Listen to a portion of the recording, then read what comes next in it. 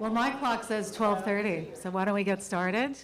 Welcome to the Los Angeles Times Book Festival. My name is Robin Abcarian. I am a columnist whose work mostly runs online these days. I hope you can check me out at latimes.com/local/Abcarian. This is the Evolution of Feminism panel, so if that's not what you came to hear, you're definitely in the wrong place.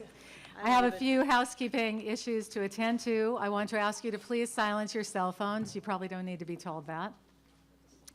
There is a book signing following this session, so you can continue the conversation with our authors afterwards in signing area 5. Personal recording of the sessions is not allowed. We are also being broadcast live on C-SPAN, FYI.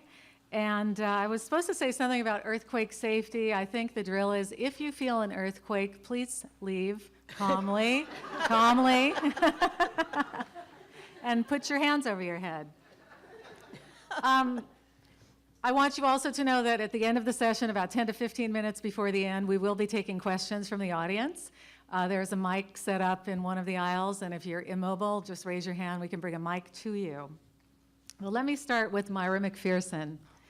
She is an author and a veteran journalist. She spent many years at the Washington Post writing for that paper's legendary style section. She has interviewed serial killers, celebrities, international leaders like Cuba's Fidel Castro, and when she was an infant, she interviewed President Kennedy. I was poor. A series that she wrote for the Post on Vietnam veterans led her to write her groundbreaking book, Long Time Passing, Vietnam and the Haunted Generation, one of the first books, if not the first, to examine the insidious problem of PTSD. In 2006, she wrote All Governments Lie, The Life and Times of Rebel Journalist I.F. Stone. And she has also delved into intimate topics in She Came to Live Out Loud, an inspiring family journey through illness, loss, and grief. MacPherson witnessed the last 3 years of a young woman's life who died of breast cancer. Her new book is The Scarlet Sisters, Sex, Suffrage, and Scandal in the Gilded Age. It's a biography of the proto-feminist Victoria Woodhull and her extraordinary sister, Tennessee Claflin, whose escapades in the 1870s might shock even the most liberated contemporary women. This rags to riches pair were born into poverty. They went into the family snake oil trade, literally, before breaking free of their parents and moving to New York, where they became stockbrokers, free love advocates, suffragettes, and newspaper publishers. And if you think Barack Obama and Hillary Clinton are political pioneers, consider this. Victoria Woodhull was the first woman to be nominated for president in 1872. Her running mate, Frederick Douglass. M.G. Lord is a journalist, cultural critic, and a highly regarded teacher in this school's Master of Professional Writing program. For many years, she was a syndicated political cartoonist and columnist based at Newsday, and is a regular contributor to the New York Times Book Review, its Arts and Leisure section, and numerous other national outlets. She is the author of AstroTurf, The Private Life of Rocket Science, a family memoir about Cold War aerospace culture. But she became a true literary celebrity after she wrote the groundbreaking Forever Barbie, the unauthorized biography of a real doll, which examined how a fantastically sexual doll that was inspired by a jokey, erotic knick-knack came to hold a place of honor and meaning in the childhoods of so many American girls. She argues that Barbie was invented by women to teach girls, for better or worse, what was expected of them. And now she has turned her critic's gaze to another curvy American icon in her new book, The Accidental Feminist, How Elizabeth Taylor Raised Our Consciousness and We Were Too Distracted by Her Beauty to Notice. Here she argues that Taylor was more than just a fine actress, that she was an unwitting role model for feminist causes and ideals, whether posing as a boy to ride National Velvet, as an unwed mother in The Sandpiper, or the boozy, unhappy academic wife in Who's Afraid of Virginia Woolf. And this was all, of course, long before she was the first lonely celebrity voice to take up the fight against AIDS. I think I also need to note, MG, that you are co-writing the libretto for an opera commissioned by the LA Opera about the 110 freeway on its 70th anniversary. That's talent. That project is creeping along. Like, Not unlike the Rush freeway Hour, yes. itself. Nancy L. Cohen is an author, historian, and expert on women and American politics. She has taught American history and political science at Columbia, Binghamton University, Cal State Long Beach, and is currently teaching a course on women and American politics at Occidental College. She has also been a visiting scholar at the UCLA Center for the Study of Women and the UCLA Institute for Research on Labor and Employment.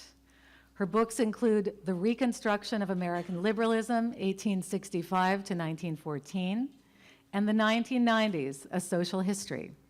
Professor Cohen has also written essays for The Guardian, The New Republic, The LA Times, Playboy, and Rolling Stone. She is the kind of source every political journalist or talk show needs in their Rolodex, and I count myself among those who can count on her for comments that are always right on the money. In her new book, Delirium, The Politics of Sex in America, Professor Cohen analyzes the counter-revolution that was unleashed by the sexual revolution and its persistent influence on politics. She explores why and how the Christian right has wielded such an extraordinary influence over the debate on issues like sexual freedom, gay rights, feminism, contraception, abortion. Of course, the fights and battles still rage on. The sexual counter-revolution, she argues, has been going on for more than 40 years, thanks to a small, politically sophisticated minority. It is no coincidence, she writes, that the politics of sex, women's rights, and gay marriage has erupted at the very moment when the GOP is farther to the right than any political party in American history since the time of slavery. So, we have come a long way, baby. Of course, most of us aren't smoking anymore, at least not cigarettes. I live in Venice Beach, so. Taken together, your books present a wonderful chronology of the history of American feminism, starting in the late 19th century with a stop in the middle of the last century and an examination of what's happening now. And it's fascinating to me that each generation fights a new iteration of essentially the same battle. Some things really never change.